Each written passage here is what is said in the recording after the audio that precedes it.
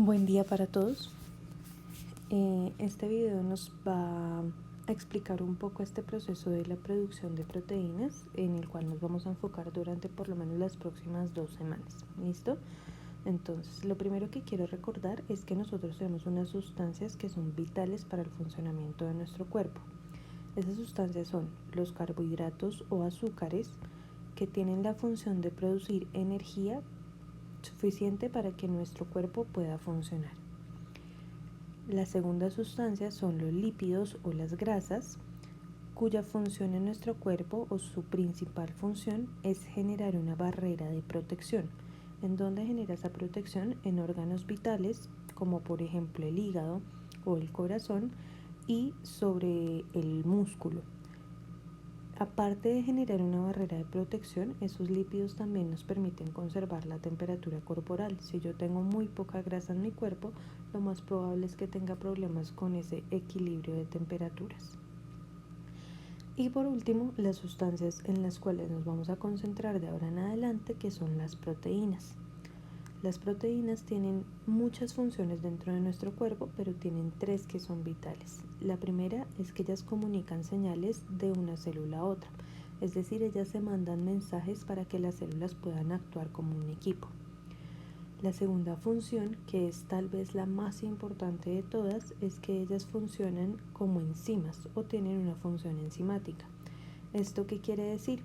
Una enzima lo que hace es facilitar reacciones en el cuerpo, reacciones químicas que no se darían en condiciones normales si no se tuviera una enzima. Y la última función, que también es importante, es que ellas permiten el transporte de sustancias dentro de todo el cuerpo. ¿Cómo son esas proteínas? Las proteínas son unas estructuras cortas o largas que están formadas por unas unidades, y esas unidades se conocen como aminoácidos. Imaginémonos que una proteína es como una cadena muy larguita de perlas, y cada perlita sería un aminoácido. ¿Listo? Entonces, esos aminoácidos tienen una estructura general o un esquelético, y esa estructura general consiste en 2 carbonos, 2 oxígenos, un nitrógeno y 4 hidrógenos, como lo ven en la imagen. Y adicionalmente tiene una patita, que en este caso están señalando como R. Esa patita puede variar dependiendo del aminoácido. Entonces les voy a mostrar 2 ejemplos para que me entiendan esa idea. Tengo un aminoácido que se llama glicina y otro que se llama triptófano. Si hacemos la secuencia o miramos cuál sería el esqueleto de la estructura, miremos por favor la imagen del esqueleto. Ese carbono que está señalado con la flechita es este carbono que acabo de identificar con la letra C. Este carbono sería el siguiente carbono de color gris, o la siguiente bolita de color gris. Este hidrógeno que acabo de señalar sería este mismo hidrógeno señalado con la flechita azul, y el nitrógeno sería la bolita azul de la molécula de glicina. Ahora bien, el grupo R que se encuentra en el esqueleto del aminoácido dentro de la glicina ha sido reemplazado por un hidrógeno. Sin embargo, en el triptófano eso cambia. Yo ya no voy a tener un hidrógeno pequeñito, sino que voy a tener toda esta estructura pegada al esqueleto del aminoácido. Esos aminoácidos pueden ser de 21 tipos diferentes, que son los 21 aminoácidos esenciales, y nosotros tenemos que tenerlos todos en nuestro cuerpo para que funcione de la manera correcta. Lo que me interesa de ellos no es la estructura química en este momento, sino que sepamos que hay una diferencia estructural que permite que cada uno tenga una identidad diferente. ¿Listo? Ahora, ¿cómo se empiezan a ensamblar esas proteínas? Es decir, cómo se empieza a unir una perlita con otra para poder formar esa tira larga llamada proteína. Esto sucede de la siguiente manera. Yo debo tener mínimo 2 aminoácidos, y lo que voy a hacer es enlazarlos entre ellos. ¿Cómo lo voy a hacer? Yo voy a tomar el OH del aminoácido 1 y voy a tomar un hidrógeno del aminoácido 2. La condición es que ese hidrógeno debe estar pegado al nitrógeno. Con ellos voy a generar una reacción química. Y si yo uno 2 átomos de hidrógeno y uno de oxígeno, la molécula que voy a formar siempre va a ser el agua. Cuando ellos dos se han unido, se desprenden claramente de cada uno de los aminoácidos, dejando libres el carbono y el nitrógeno. Y el nitrógeno va a buscar a ese carbono para formar un enlace químico o unirse a él. Y generan esta estructura que vemos a continuación. Esa rayita que une a un aminoácido y otro se conoce como un enlace peptídico. Ahora, ese enlace peptídico se va a generar muchas veces cada vez que yo le vaya pegando una bolita a la cadena de proteínas.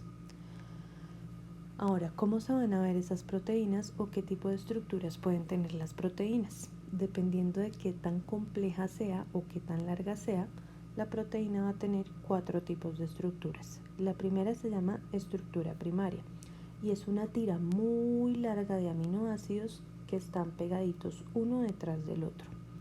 Es decir, es como un collar larguito. Ahora, se puede formar una estructura secundaria y esa estructura secundaria se forma cuando la tira larga de proteína se empieza a enrollar o se empieza a plegar y ese plegamiento genera una estructura secundaria. También tenemos una estructura terciaria en la proteína y es cuando ella se ha enrollado tanto que empieza a formarse una maraña y esa maraña tiene una propiedad muy grande y es que a medida que ella se va torciendo o se va enredando, genera unas cosas que se llaman sitios activos. Esos sitios activos permiten que allí sucedan muchas reacciones químicas. Y hay una estructura cuaternaria que se da cuando varias proteínas que tienen estructura terciaria se unen y forman un complejo de varias proteínas. Entrando en materia, la pregunta que nos interesa en esta clase es cómo se crean esas proteínas en el cuerpo. Y para ello voy a hacerles una especie de comparación. Supongamos que nosotros conocemos una pastelería y esa pastelería crea los mejores pasteles que usted se haya comido. Usted quiere producir un pastel exactamente igual en su casa y lo mínimo que necesita para eso es obtener una receta. Ahora la pregunta es, ¿cómo podría hacer ese pastel usted en su casa? Para poderlo hacer tendría que seguir 4 pasos. El primero es entrar a la pastelería por la receta. El segundo es leer esa receta. El tercero sería escribir o copiar esa información clave que usted necesita para crear el pastel. Y por último, usted debería irse a su casa para poder seguir la receta y crear su pastel. Exactamente lo mismo pasa con la creación de proteínas en el cuerpo. Entonces usted para poder crear una proteína va a tener que seguir 2 procesos globales, uno que se llama transcripción y uno que se llama traducción. En la transcripción usted lo primero que va a hacer es entrar al núcleo, como si estuviera entrando a la pastelería. Lo segundo que se hace es leer el ADN o leer la receta. Y esa lectura del ADN se da por medio de la creación del ARN transcrito. El tercer paso es que una vez usted ha leído la receta o ha leído el ADN, debe sacar lo importante. ¿Qué es lo importante ahí o lo clave? Pues crear el ARN mensajero en el caso de la producción de proteínas. Una vez usted ya tiene identificadas las claves de su proteína, lo que va a hacer es traducir ese mensaje. Ese mensaje no se traduce en el núcleo, se traduce fuera de él en el citoplasma. Y lo que debe hacer usted es ir a los ribosomas con ese ARN mensajero y traducirlo para producir la proteína. El proceso de transcripción entonces va a seguir más o menos la siguiente mecánica. Usted debe tener una cadena de ADN que va a ser su molde. Esa cadena de ADN, por supuesto, va a tener una hebra con sentido y una hebra sin sentido, y las dos van a estar formadas por adenina, timina, citosina y guanina. Ahora, el primer paso que usted debe seguir es el siguiente. De la hebra sin sentido, es decir, la 3 a 5, usted va a crear una cadena complementaria de ARN transcrito. como es ARN, usted en vez de utilizar timina va a utilizar uracilos. ¿Listo? Entonces, ¿cómo lo vamos a hacer? De esa cadena que tenemos arriba vamos a tomar solamente la sin sentido. ¿Listo? Y vamos a empezar a crear la cadena complementaria, es decir, la que va de 5 a 3. Esta cadena, al ser de ARN, en vez de timinas va a tener uracilos. Vamos a empezar a crear esa cadena. Si arriba la cadena tenía una T, abajo va a tener una A. Si arriba tenía una A, abajo va a tener una U. Si arriba tenía una C, abajo va a tener una G, y así sucesivamente vamos agregando todas y cada una de las bases nitrogenadas. En este caso debemos tener mucho cuidado con no saltarnos ni una sola letra y no equivocarnos en esta producción del ARN. De lo contrario vamos a tener fallas cuando tengamos que producir la proteína. Cuando usted ha terminado de crear la hebra de ARN transferente, tiene que hacer un segundo paso, y es que de él va a cortar un pedacito que no se necesita en la traducción. Esos pedacitos se llaman intrones. Entonces, de esa cadena que usted ve arriba, los intrones están señalados con una raya azul, con una raya verde, y los exones están señalados con una raya gris. Entonces lo que usted va a hacer es que de ese ARN que produjo va a tomar solamente los pedacitos en gris y los va a unir en una sola cadena. Hasta ahí usted acaba de producir su ARN mensajero.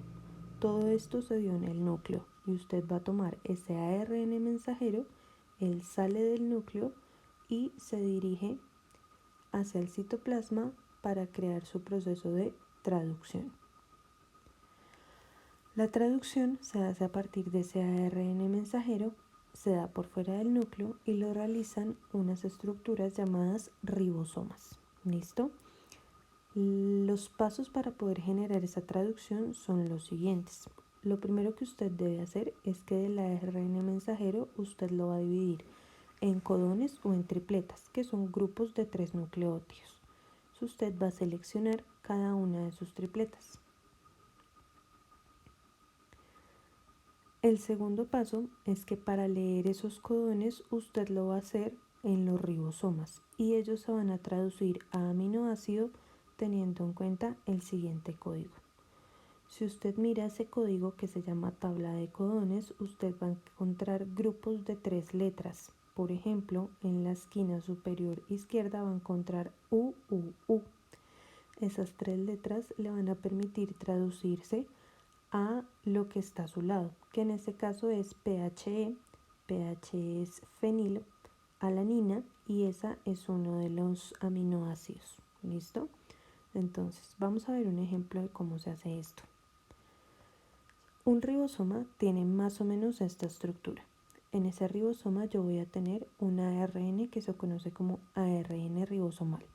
Esto funciona como una especie de rompecabezas. Yo voy a tener muchos ribosomas que van a tener tripletas y ellos se van a ir probando en el ARN hasta llegar al momento en el que se ajuste perfectamente.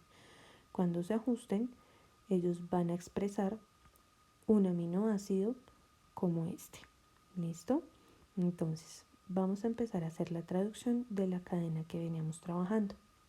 Entonces, lo primero que debo hacer es identificar el grupo de letras de la tripleta. En este caso, las 3 letras son A, U y G. Esas 3 letras las voy a buscar dentro de la tabla. Y allí están señaladas entre un recuadro rojo. AUG significa MET o metionina. Usted va a buscar el ribosoma que corresponda y va a poner metionina. Los siguientes 3 letras son CAG. Usted las identifica dentro de la tabla y ellas corresponden al aminoácido GLN. La siguiente tripleta es UGG. Usted la busca en la tabla y ellas corresponden al aminoácido TRI.